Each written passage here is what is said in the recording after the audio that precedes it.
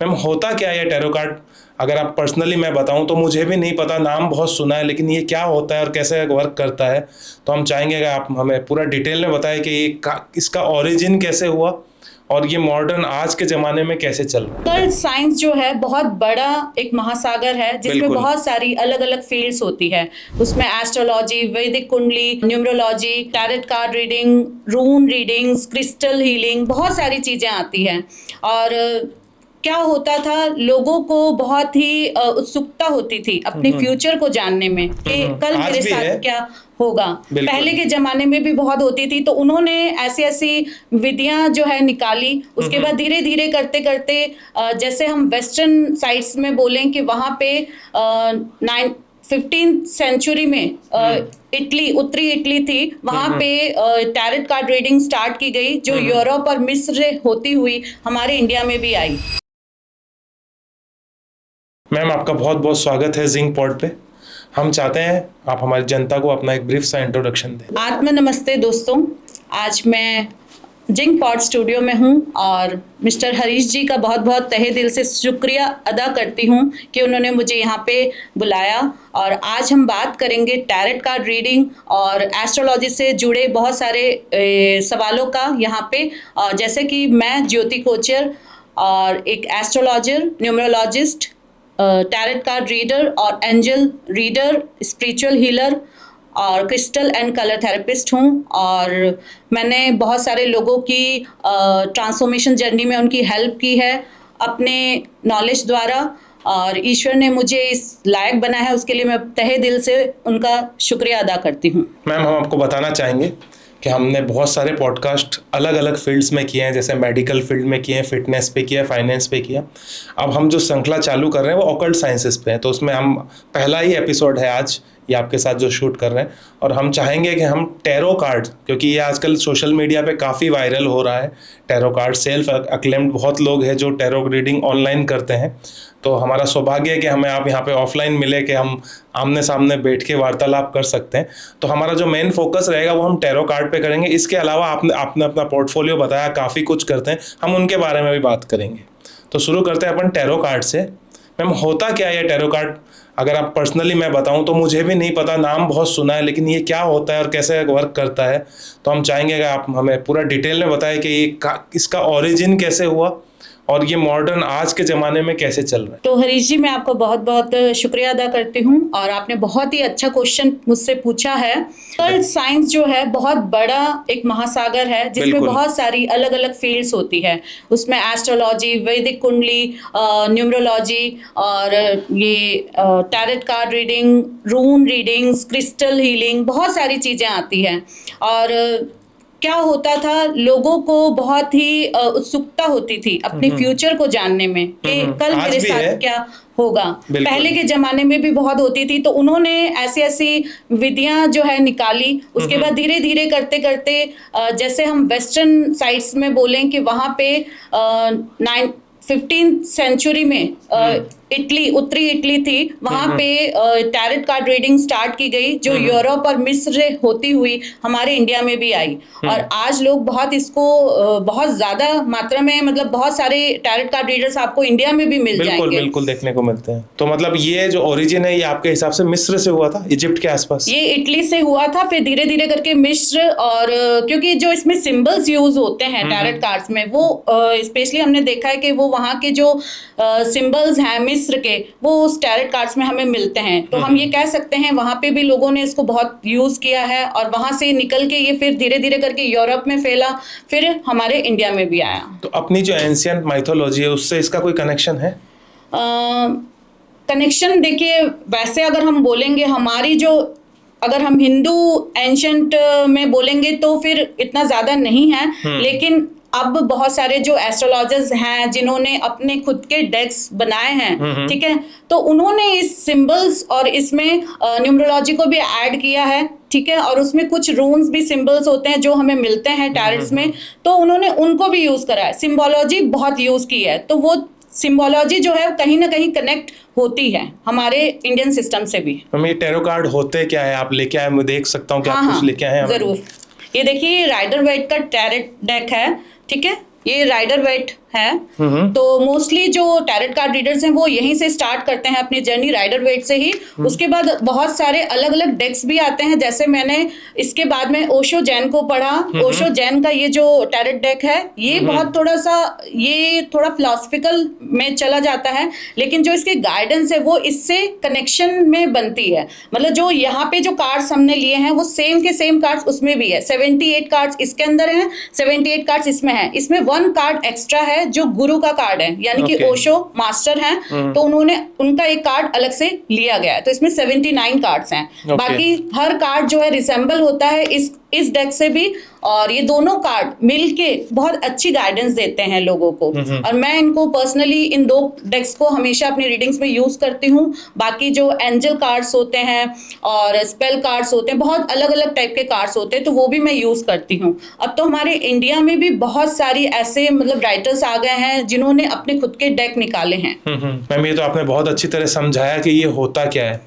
हमारा अगला सवाल जो मैं ख्याल से जनता भी बहुत उत्सुक होगी जानने के लिए, ये काम कैसे करता है? ये एक तरह से डिविनेशन टूल है। डिविनेशन टूल यानी कि आपकी जो डिवाइन की कनेक्शन जब आपसे जुड़ जाती है, आपके इनसाइट्स उसको आंसर करती है। यानी कि जो आपका कनेक्शन है वो इंट्यूशन पावर हम कह सकते हैं अपनी। हमारी इंट्यूशन पावर जब कनेक्ट होती है तभी उसके साथ में वो कार्ड्स काम करते हैं। क्योंकि देखिए सीखना बहुत इजी होता है, इसके सिंबोलॉजी और इसके जो भी अर्थ होते हैं वो हमें बुक्स में मिल जाते हैं, और बहुत सारे लोग इसको रट के याद करके कर सकते हैं। लेकिन आप यही सोचिए एक ही कार्ड आता है, और अगर वो कार्ड हमने जैसे आपने कुछ पूछा और वही कार्ड अगर उसका आंसर आया लेकिन आपका जो प्रश्न है उससे रेलेवेंट नहीं हुआ, तो आप कैसे उससे जस्टिफाई करेंगे? तो बेसिकली आपकी इंट्यूशन बहुत ज़्यादा काम करनी चाहिए, और इसके लिए आपको डेली मेडिटेशन करना बहुत ज़रूरी है। तभी आपकी इंट्यूशन जो है स्ट्रांग होती है और फिर इससे कनेक्ट होती है। आपने एक वर्ड यूज किया था इसमें कि सीखना पड़ता है, तो आपने इसकी कोई फॉर्मल ट्रेनिंग ली? क्या बैकग्राउंड रहा आपका ऐसे? मैंने इसकी फॉर्मल ट्रेनिंग भी ली है, और बहुत सारे अलग अलग से मतलब जो लोग हैं जिन्होंने सिखाया मुझे।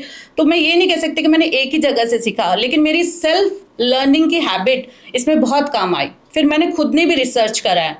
आई एम 7 नंबर, तो बेसिकली 7 नंबर न्यूमरोलॉजी में कहा जाता है कि वो बहुत रिसर्च का नंबर होता है। तो वो लोग जो होते हैं ना वो जल्दी से किसी चीज को इस तरह से नहीं अपनाते हैं, उनको रिसर्च करते हैं फिर उस चीज को अपनी लाइफ में लेके आते हैं।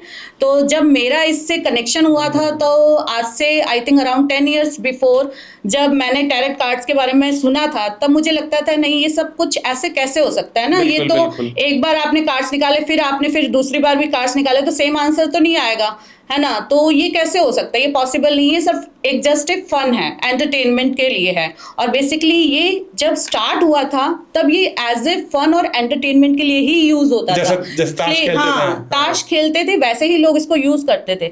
लेकिन जो जिप्सी महिलाएं थी और मिस्र के भी कुछ लोग थे जिन्होंने इस चीज को इसके अंदर डिविनेशन को जोड़ा, और फिर जैसे ताश जो होता है ना उसको भी कार्टोमेंसी एक अलग ही डिविनेशन उसको हम बोलते हैं, कार्टोमेंसी बोलते हैं। वो ताश के पत्तों से ही रीडिंग की जाती है सामने वालों की, ठीक है। और लेकिन ये कार्ड्स बिल्कुल डिफरेंट होते हैं, आप देख सकते हैं।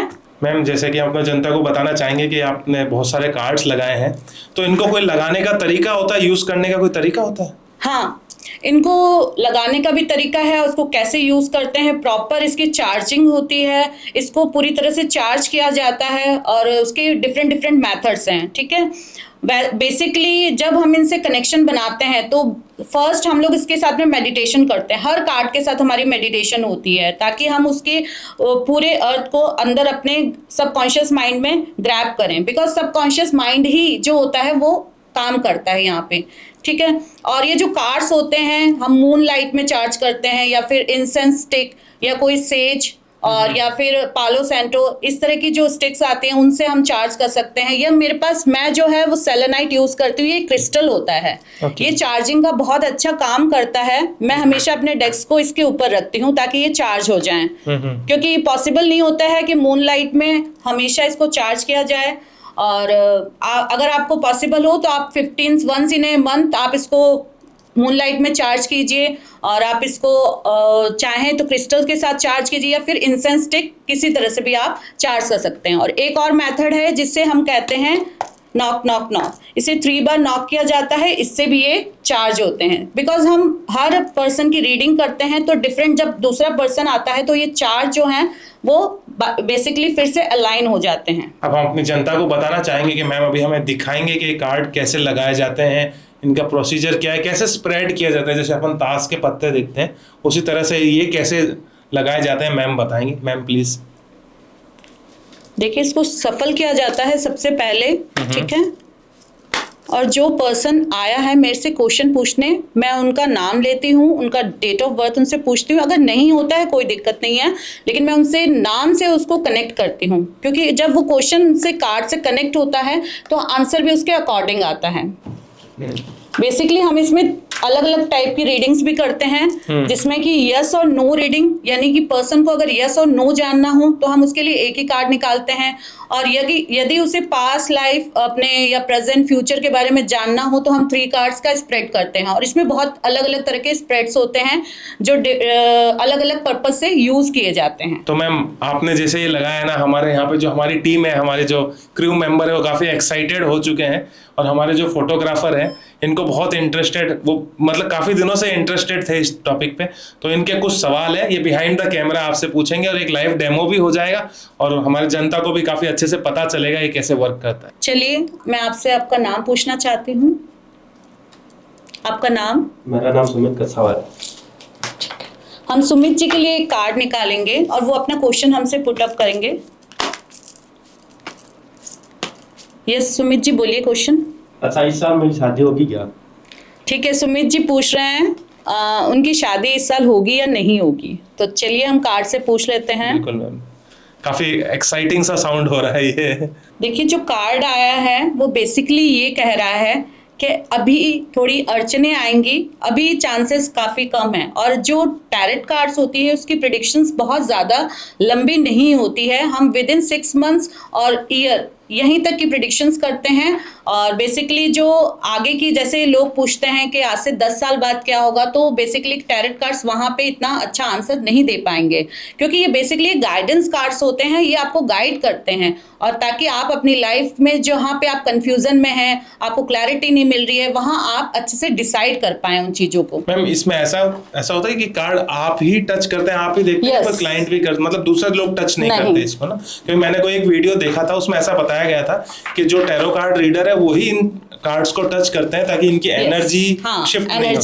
क्योंकि बेसिकली इन कार्ड्स पे मैंने बहुत ज़्यादा मेडिटेशन की है, इनसे ही मैंने हमेशा गाइडेंस दी है लोगों को, खुद को भी, और इसलिए इनको मैं किसी और को टच नहीं करने देती, और ये सिर्फ मैं ही यूज़ करती हूँ और मैं ही इनसे गाइडेंस निकालती हूँ उनके लिए। बहुत बहुत धन्यवाद मैम, जो आपने ये हमारी जनता के लिए ये लाइव डेमो दिया। मेरे भी काफ़ी सवाल थे जो अब मुझे भी लगा कि आसान हो चुके हैं कि होता क्या है ये।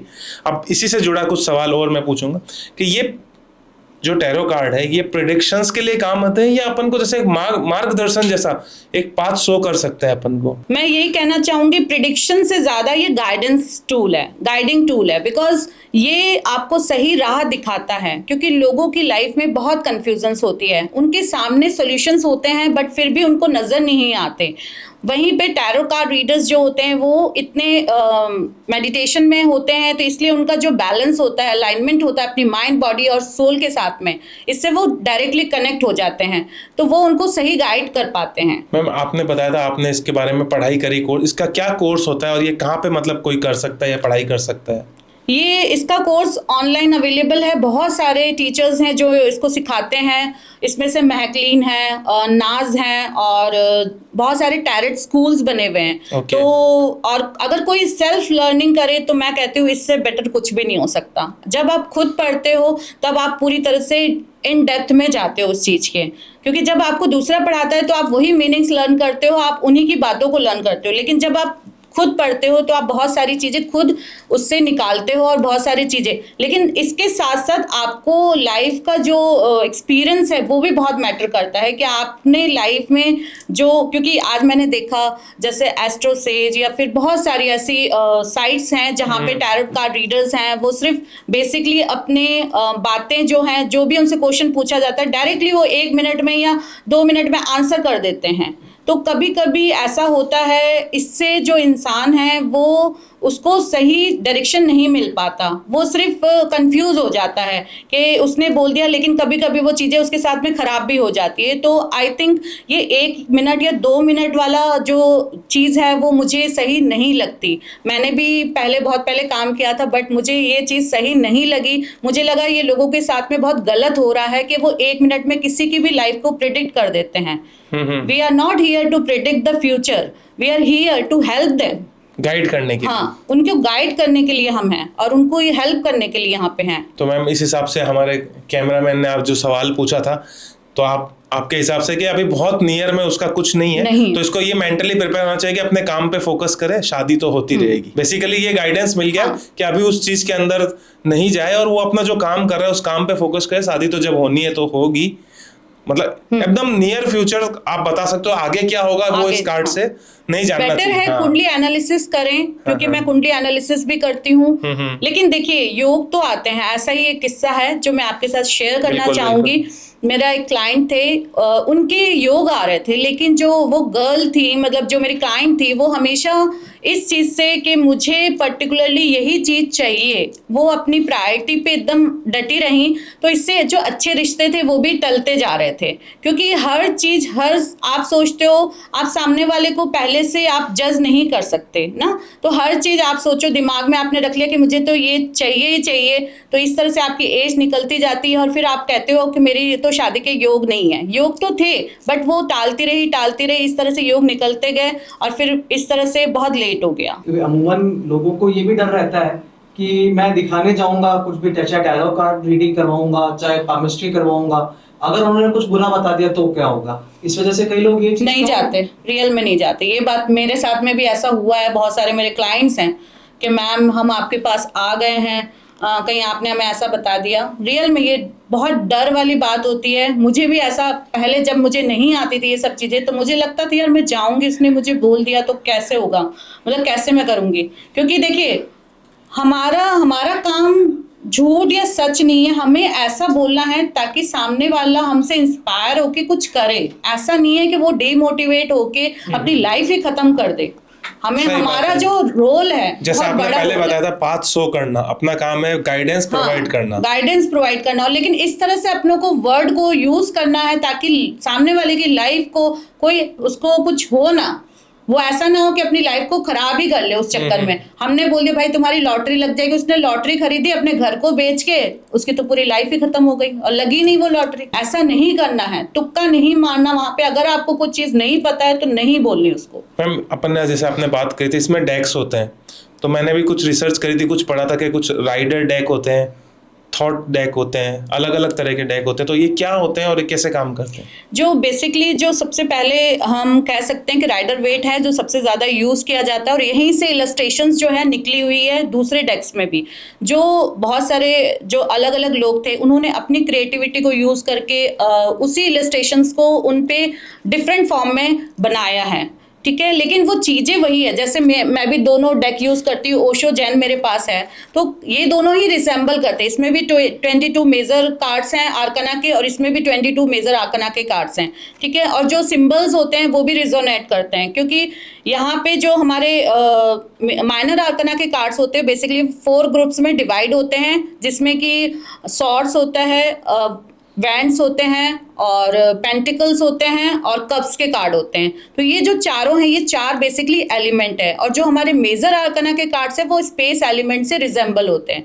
तो इसी तरह से इस डेक में भी वही है, चीज़ें अलग है। थोड़ा सा क्रिएटिविटी को यूज़ करने के लिए लोग डिफरेंट डेक्स यूज़ करते हैं, अदरवाइज सिर्फ एक डेक ही काफ़ी है, मैं कहूँगी तो। मैम, तो इसका गलत इस्तेमाल भी होता है? आपने कभी ऐसे सुनने में आया है कि जैसे अपन देखते हैं कुछ एस्ट्रोलॉजी या कोई तंत्र मंत्र का अपन सुनते हैं कि गलत इस्तेमाल भी होता है, ऐसा टैरो कार्ड का भी कोई गलत इस्तेमाल होता है? गलत इस्तेमाल इस तरह से हो रहा है कि जो टैरेट कार्ड्स हैं, जो मतलब बेसिकली एक कार्ड, टैरेट कार्ड को उन्होंने परचेज किया जस्ट और स्टार्ट कर दी अपनी रीडिंग। कुछ भी उन्होंने ना उस पर वर्क किया, ना मेडिटेशन की, ना उनकी कोई इस तरह से नॉलेज है कि वो दूसरों को गाइड कर सकें, और उन्होंने अपना काम स्टार्ट कर दिया।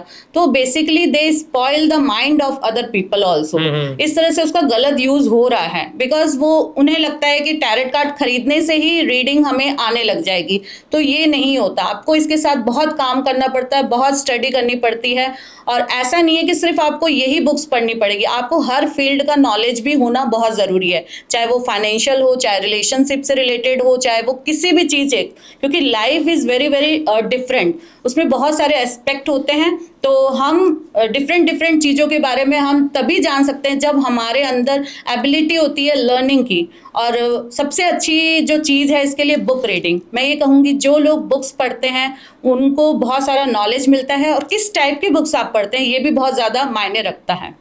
तो मैं बुक लवर भी हूँ, मैं माइंड हेल्थ इनसे रिलेटेड बुक्स बहुत पढ़ती हूँ, और जो लोगों की लाइफ को ट्रांसफॉर्म करे। बेसिकली जो हमारा पर्पस होता है वो लोगों के लाइफ से कन्फ्यूज़न को हटा के उनको एक अच्छी दिशा दिखाना, यही हमारा पर्पस होता है। मैम ये बहुत बढ़िया बात बताई आपने, दिशा दिखाना, गाइडेंस करना, लेकिन जो एस्ट्रोलॉजी होती है वो उससे थोड़े अलग तरह से चलती है, जितनी मेरी समझ है इससे काफ़ी अलग तरह से चलती है। तो इसका और एस्ट्रोलॉजी का भी कोई रिलेशन है, मतलब टैरो कार्ड और एस्ट्रोलॉजी का आपस में कोई रिलेशन है? रिलेशन हम ऐसे कह सकते हैं कि एस्ट्रोलॉजी, अब जैसे बेसिकली मेरे पास जो क्लाइंट आते हैं तो किसी के पास उनका डेट ऑफ बर्थ नहीं होता, और एस्ट्रोलॉजी में जो कुंडली होती है वो without date of birth, time और प्लेस, ये तीनों चीजें चाहिए, इसके बिना वो नहीं पॉसिबल होता।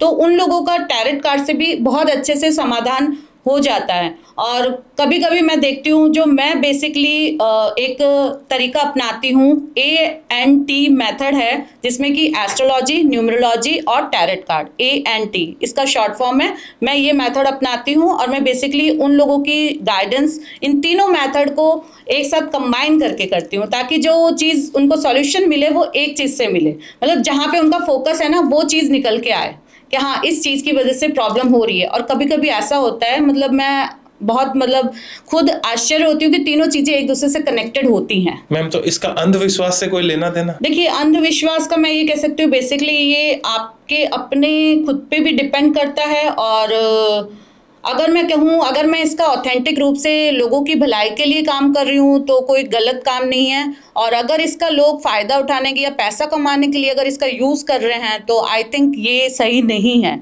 ठीक है, क्योंकि अगर उनको प्रॉपर इसका नॉलेज है, और पैसे कमाना तो ऑब्वियसली हर इंसान चाहता है वो पैसे कमाए, बहुत पैसे कमाए, ठीक है, और ये कोई गलत बात नहीं है, because money is also an energy. तो यही कहना चाहूँगी, अगर इसका सही से उपयोग किया जाए तो लोगों की लाइफ बदल जाती है। और मेरे बहुत सारे ऐसे क्लाइंट्स हैं जो रियली में मैं जैसे लाइव सेशंस लेती हूँ डेली, बेसिकली हर दूसरे दिन होता ही है मेरा लाइव सेशन, तो जो लोग कनेक्टेड हैं वो रोज़ आते हैं मेरे लाइव सेशंस पे, तो उनको हमेशा उनकी जो आते हैं मैसेजेस कि मैम मुझे बहुत अच्छा लगा, जब उनके कमेंट्स मैं पढ़ती हूँ तो मुझे भी अच्छा फील होता है कि हाँ दे आर, वो लोग बहुत खुश हैं मेरी वजह से।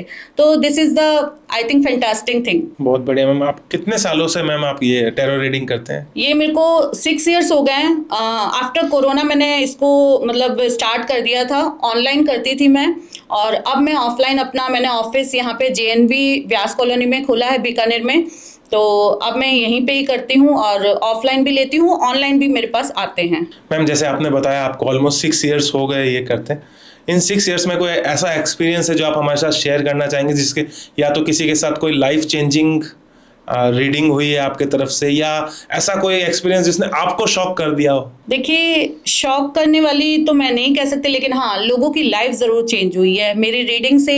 मैं ये नहीं कह सकती हूँ, ईश्वर ने मुझे जरिया बनाया है, करने वाले तो ईश्वर ही हैं।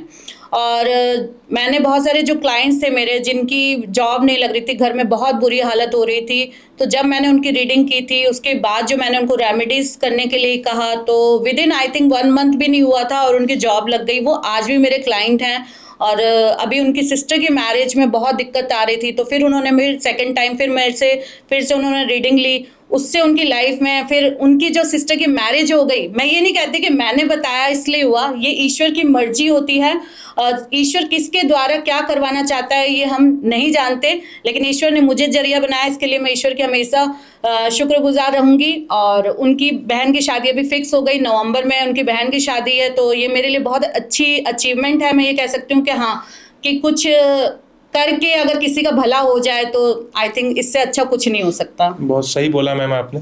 तो जैसे कि जब कुंडली पढ़ते हैं, कुंडली में कोई दोष आता है उसका उपाय कर देते हैं, जिससे हो सकता है उस चीज़ का निवारण हो जाता है, लोगों की लाइफ चेंज हो जाती है या भाग्य बदल जाते हैं।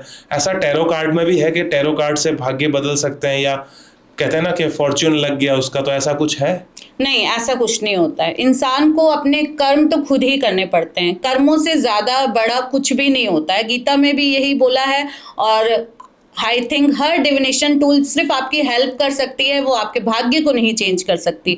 आपको सही रास्ता दिखा सकती है ताकि आप अपनी लाइफ में उस चीज़ को कैसे प्राप्त करें, किस तरह से प्राप्त करें। आप ये सोचें मेरी लॉटरी लग जाएगी तो पॉसिबल नहीं होता, शेयर मार्केट में मेरे को फ़ायदा हो जाएगा, तो ये चीज़ें पॉसिबल नहीं होती। मैम, जैसे मैं अपनी टैरो रीडिंग के लिए आपके पास आता हूँ, फर्स्ट टाइमर हूँ, मुझे कुछ नहीं पता, तो मुझे क्या क्या चीज़ का ध्यान रखना है? तो मेरे क्लाइंट्स, आपके क्लाइंट्स आते हैं या मेरे ऑडियंस है, इनका भी सवाल होगा कि हम टैरो रीडिंग के लिए जाना चाहते हैं, तो हमें क्या, जैसे एस्ट्रोलॉजी है इसमें जाते हैं तो अपनी कुंडली लेके जाते हैं या डेट ऑफ बर्थ वगैरह, तो ऐसे कोई टैरो रीडिंग के लिए आता है तो उनको क्या ध्यान रखना चाहिए? एक चीज मैं ये जरूर कहना चाहूंगी, जब भी आप टैरो कार्ड रीडर के पास जाएं तो आपको क्या क्वेश्चन पूछना है ये आपके माइंड में बहुत अच्छे से क्लियर होना चाहिए। आपको वहां टेस्ट करने के लिए किसी को नहीं जाना।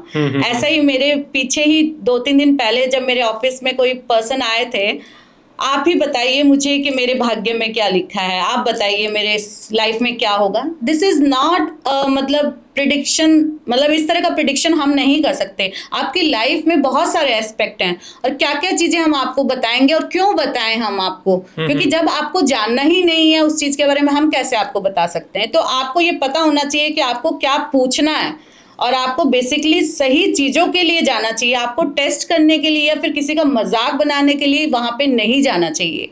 और अगर लाइफ में रियल में आपकी प्रॉब्लम है, नहीं भी प्रॉब्लम है, आप ये पूछ सकते हैं हाँ मेरी लाइफ बेटर कैसे होगी, और मैं क्या कर सकता हूँ। अगर मैं जॉब कर रहा हूँ तो क्या मैं बिजनेस भी कर सकता हूँ, मैं अपनी लाइफ में वैल्यू किस तरह से ऐड ऑन करूँ।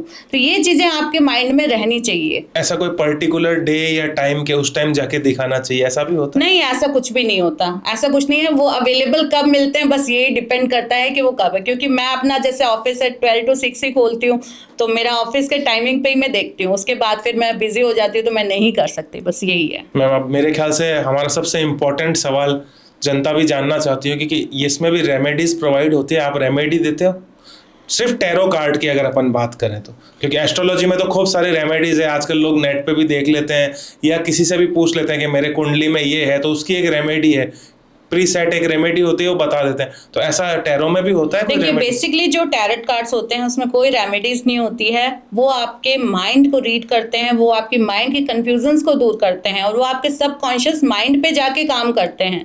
तो रेमेडीज बोल के आजकल दे देते हैं, जैसे ब्रेसलेट हो गया, क्रिस्टल्स हो गए, ये सब चीजें मैं भी देती हूँ क्योंकि ये वर्क करती हैं। ठीक है, ये इसका एक अलग पार्ट है, क्योंकि क्रिस्टल्स जो होते हैं वो क्रिस्टल हीलिंग में काम आते हैं और हो सकता है किसी पर्सन को हीलिंग की जरूरत है, तो मैं as a not a tarot card की रेमेडीज बोल के देती हूँ, एज ए मैं साइड में उनको वो रेमेडी प्रोवाइड करती हूँ। और इसमें वैदिक जैसे होती है रेमेडीज वो नहीं होती है, और लेकिन आज बहुत सारे डेक्स हैं, जैसे प्रिया भल्ला मैम है, बहुत अच्छी टैरोट कार्ड रीडर हैं और बहुत अच्छी स्पिरिचुअल हीलर भी हैं। उन्होंने खुद का अपना कार्ड निकाला है जिसमें उन्होंने रेमेडीज के साथ में उन कार्ड्स को रखा है, मतलब वैदिक रेमेडीज को कार्ड्स के अंदर रखा है। और हिंदी में डेक निकालने वाली वो पहली महिला है अपने इंडिया की, और बहुत अच्छे टैरोट कार्ड है उनका, तो मैं भी पर्सनली वो यूज़ करती हूँ और मुझे बहुत अच्छा लगता है, उनकी रेमेडीज बहुत काम आती है। मैम, एक जिज्ञासा भरा सवाल है मेरा, मैंने इतने जनों को देखा है नेट पे टैरो रीडिंग और देखा, कभी कोई मुझे मेल कैंडिडेट नहीं मिला, हमेशा फीमेल ही क्यों करती है टैरो कार्ड रीडिंग? नहीं, ऐसा कुछ नहीं है, बहुत सारे हैं, आपको शायद पता नहीं होगा इतने, लेकिन है, मतलब इतने, लेकिन बेसिकली इतने एविडेंट नहीं है। हाँ, नहीं है, लेकिन जैसे जगमोहन सचदेवा सर हैं, बहुत अच्छे टैरोट कार्ड, मैंने भी सीखा है उनसे काफी कुछ, मतलब ऐसा नहीं मैंने एक ही इंसान से सीखा, बहुत सारे अलग अलग चीजों से, और फिर उनका कनेक्शन बनाया है एक साथ में, क्योंकि सबका तरीका अलग होता है सिखाने का, मीनिंग्स एक ही होते हैं, लेकिन चीजें का एप्लीकेशन करना, उनको किस तरह से यूज करना, अपने एक्सपीरियंस को उनमें कैसे शामिल करना, ये बहुत ज्यादा इंपॉर्टेंट होता है।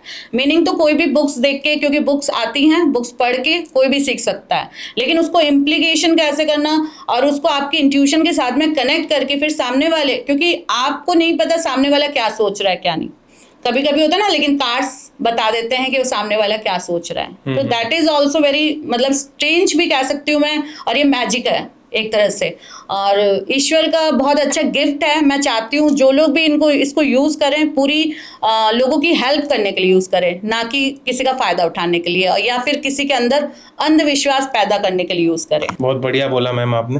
तो मान लीजिए किसको इंटरेस्टेड है ये सीखने में, तो उसके लिए बेसिक स्टेप्स क्या रहेंगे? पहले तो देखे कि कितने, मतलब कौन कौन सिखाते हैं, जहाँ पे भी इसको जो उसको सुटेबल लगे, क्योंकि कुछ लोग बहुत ज़्यादा चार्ज भी करते हैं इसके लिए, सिखाने के लिए, ठीक है, उसको किस तरह से, लेकिन उसका जो लर्निंग मेथड है वो खुद का ही रहेगा। वो जब तक खुद नहीं उसके अंदर जाएंगे, खुद नहीं देखेंगे किस तरह से होता है, क्या होता है, क्योंकि आपका खुद का स्टेबल होना, मजबूत होना, that is more important. Life में सिचुएशंस वर्स्ट आती हैं और आती रहेंगी, हर इंसान की लाइफ में आएंगी, और बहुत सारे ऑब्स्टिकल्स भी आएंगे, लेकिन इसका मतलब ये नहीं है कि आप घबरा जाओ, ठीक है। और उसका खुद का मजबूत होना, जब आप खुद मजबूत होगे, खुद आप अपने आप से प्रेम करोगे, खुद आप अच्छे होगे, तब आप सामने वाले को गाइडेंस दे पाओगे, क्योंकि आप खुद कमजोर होगे तो सामने वाले की कैसे आप हेल्प करोगे। बिल्कुल मैम, अपन ने जब स्टार्ट में बात करी, आपने बताया था आप एस्ट्रोलॉजी करते हैं, ये करते हैं, टैरो करते हैं और र्यून रीडिंग भी करते हैं। तो थोड़ा बहुत मैंने जो देखा है, ये शायद आउट ऑफ इंडिया का कॉन्सेप्ट है, बहुत कम लोगों को पता है अभी। सिंबॉलिक लैंग्वेजेस होती है इसमें भी, सिंबल से डिनोट होते हैं। तो आप रून रीडिंग भी करते हैं? हाँ, मैं रून रीडिंग भी करती हूँ, लेकिन मैं इसको पूरी तरह से इसी से रीडिंग नहीं करती हूँ, लेकिन मैं इसको सपोर्ट में रखती हूँ हमेशा, क्योंकि जो ये सिंबल्स होते हैं ना, ये बहुत ज़्यादा पावरफुल सिंबल्स होते हैं। बेसिकली 24 सिंबल्स होते हैं रून्स के अंदर, और इनसे स्पेल वर्क में बहुत काम किया जाता है। वो स्पेल वर्क जैसे जॉब के लिए हो, मनी मैनिफेस्टेशंस के लिए हो, इस तरह से ये जो सिंबल्स होते हैं ये आपके साथ काम करते हैं। जैसे अपने इंडिया में भी जो सिंबल्स है, जीबो सिंबल्स है, जिनकी बात मैं आपको बताऊंगी कि ये जो होते हैं हीलिंग सिंबल्स हैं, इनको भी यूज़ किया जाता है।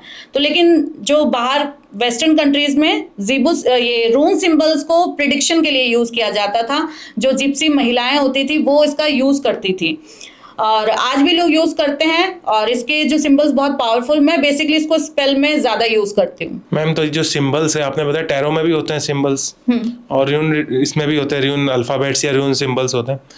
और जो ये बाहर से आई हुई पद्धति है, जैसे ये भी आउट, उनमें बताते हैं कि सिंबॉलिक लैंग्वेज से ब्लैक मैजिक होते हैं काफी।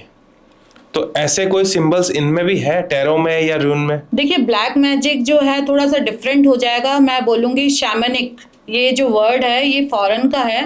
वो लोग थोड़ा सा इन चीज़ों में ज़्यादा नेचर की चीज़ों से कनेक्ट होके वो लोग ब्लैक मैजिक करते हैं। और जो वुमेन्स होती थी, विचेस बोला जाता था पहले, वो लोग भी इस तरह से ब्लैक मैजिक करती थी। वो आजकल है या नहीं है, मेरा अभी तक इससे कोई कनेक्शन नहीं बना है अभी तक। और जितना मैं मानती हूँ, क्योंकि अर्थ में जितने भी सिंबल्स हैं या फिर नेचर्स हैं, वो हमारी हेल्प के लिए हैं, और हमें उनका अच्छा ही यूज़ करना चाहिए, इतना ही मैं मानती हूँ। क्योंकि मैम, जितना मैंने पढ़ा है और मैंने भी थोड़ी बहुत नेट पे देखा है और कुछ नॉलेज भी लिया था कि साउदर्न रोमानिया और बल्गेरिया में ये सिंबल से काफ़ी ब्लैक मैजिक वगैरह आज भी होते हैं। मतलब इतने एडवांस्ड यूरोपियन कंट्रीज़ में भी, स्पेशली जो साउदर्न पार्ट ऑफ रोमानिया है, वहाँ बताते हैं कि ये जो विच क्राफ्ट या सैतानिक सिंबल्स जो आपने बात करी अभी, ये काफ़ी यूज़ होते हैं। और मतलब वो कहीं ना कहीं वो भी सिंबॉलिक पद्धति यूज़ करते हैं ब्लैक मैजिक्स में। वो इन सिंबल्स को यूज करते हैं, लेकिन बेसिकली ये सिंबल्स में इतना कोई मैजिक नहीं है जब तक ये एक्टिवेट ना हो, और इनको एक्टिवेट करना इतना इजी भी नहीं होता। जब तक ये एक्टिवेट नहीं होंगे तब तक इनका कोई यूज नहीं होता। ये एक तरह से आपको सिर्फ एक लैंग्वेज टाइप में ही लगेंगे, लेकिन जब ये एक्टिवेट होते हैं तो इनको बहुत यूज करते हैं, और करते थे लोग इसको गलत यूज, मतलब गलत तरीके से यूज भी किया गया है। और बट मैं ये चाहूँगी लोग इसका अच्छा यूज करें, लोगों की हेल्प करें। जैसे मैं एक दो जो रून सिंबल है, सोलो सक्सेस के लिए यूज होता है, फेहू जो वेल्थ क्रिएशन के लिए यूज होता है, जो एफ की तरह लेटर बनता है, और बहुत अच्छा सिंबल है। मैं उसको सिर्फ इसलिए यूज करती हूँ ताकि आपके पास बहुत सारी अपॉर्चुनिटीज आए, वेल्थ आए, और इसमें कोई गलत नहीं है। मैम, जैसे कि टैरो कार्ड अपन ने काफ़ी सुना है, वैसे ही आजकल काफ़ी सुनने को आ रहा है, मेरे ख्याल से इंडिया में भी अभी काफ़ी चलन में आ रहा है र्यून सिंबल्स। तो आप रून सिंबल्स के बारे में कुछ बताएं हमारी जनता को। रून सिंबल्स भी जो है ना वेस्टर्न कंट्री से ही आए हैं, यूरोप, इजिप्ट और वहीं से आए हैं। ये विच क्राफ्ट में यूज होते थे, लोग इसको प्रिडिक्शन के लिए भी यूज करते थे, बट ये है डिविनेशन टूल ही एक तरह से।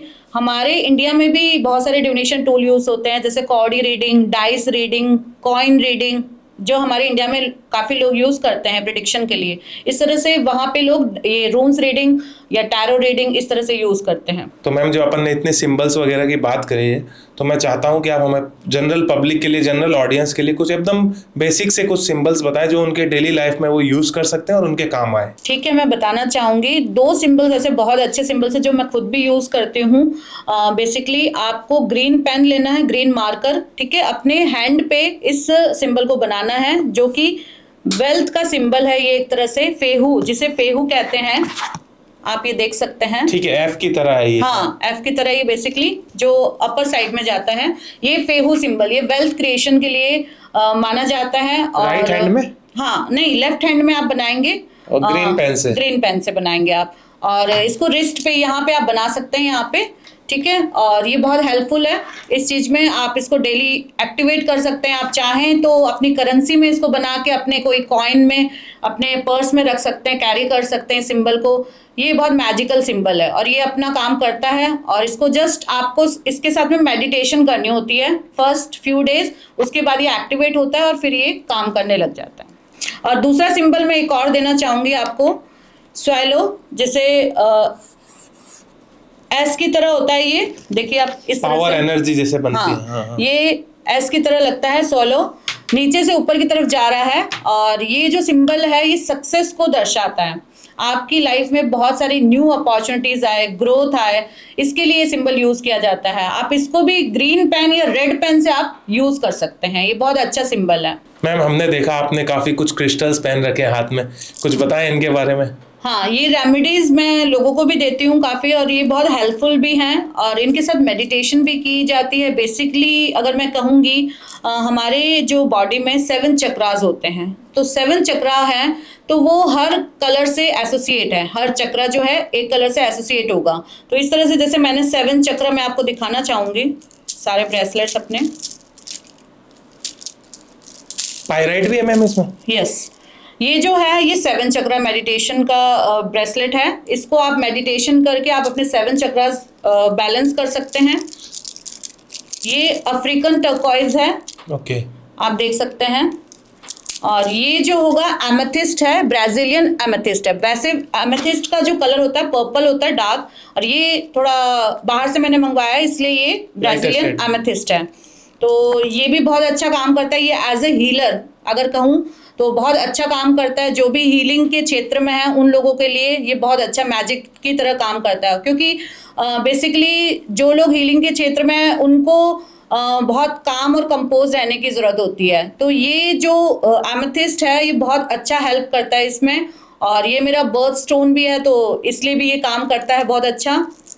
और ये तो पर्ल्स हैं बेसिकली, जो मोती, सभी जानते हैं, हाँ मोती हैं, तो ये सभी लोग जानते हैं मोती को। और ये मैं हमेशा कैरी करती हूँ अपने इसमें। और मैं अपनी रेमेडीज भी इसी में ही देती हूँ, क्रिस्टल्स में भी देती हूँ, और काफ़ी अलग अलग तरह की हैं जो वैदिक रेमेडीज हैं वो भी मैं साथ में प्रोवाइड करती हूँ, ताकि दोनों का कॉम्बिनेशन होके पर्सन की प्रॉब्लम ज़रूर सॉल्व हो। मैम पायराइट के बारे में कुछ बताएं, क्योंकि मैंने बहुत देखा है रील्स पे, अभी बहुत फेमस हो रहे हैं, काफ़ी ब्रांडेड कंपनीज भी इसको बेचने लग गई आजकल। तो ये क्या है इसके? तो पायराइट जो स्टोन है, देखिए ये जितने भी क्रिस्टल्स होते हैं और जेम स्टोन होते हैं, जेम स्टोन थोड़े महंगे होते हैं, कॉस्टली होते हैं, और जो क्रिस्टल्स होते हैं ये सेमी प्रीशियस स्टोन की कैटेगरी में आते हैं। और ये जो भी हैं, जेम स्टोन हो चाहे ये क्रिस्टल्स हो, ये सब मदर अर्थ हमें प्रोवाइड करती है, ये हमने क्रिएट नहीं किए।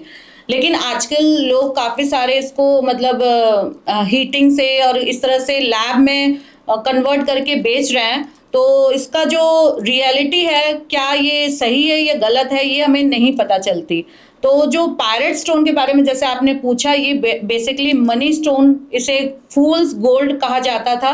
पुराने ज़माने में भी लोग इसको यूज़ करते थे एज वेल्थ मैनिफेस्टेशन के रूप में। आपको अगर अपनी लाइफ में बहुत सारा पैसा अट्रैक्ट करना हो तो पैरेट को लोग यूज़ करते हैं, कैश बॉक्स में रखते हैं, चाहे उसका क्रिस्टल्स का ब्रेसलेट पहनते हैं या अपने जो साउथ ईस्ट का जैसे कॉर्नर है वास्तु में भी है तो उसमें भी वो यूज़ करते हैं पैरेट को। मैम बहुत बहुत धन्यवाद आपका, आज आप हमारे इस मंच पे आए और आपने काफ़ी अच्छी चीज़ें बताई, काफ़ी कुछ ऐसी चीज़ जो मुझे भी सीखने को मिली और हो सका मैं उन चीज़ों को अपनी लाइफ में इम्प्लीकेट करूं।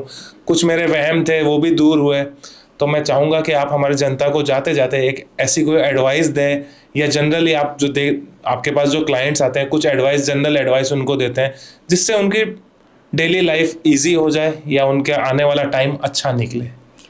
आपका क्वेश्चन बहुत ही अच्छा और ये मैं खुद भी बताना चाहती थी ताकि लोगों का बहुत से बहुत ज़्यादा उनका फ़ायदा हो।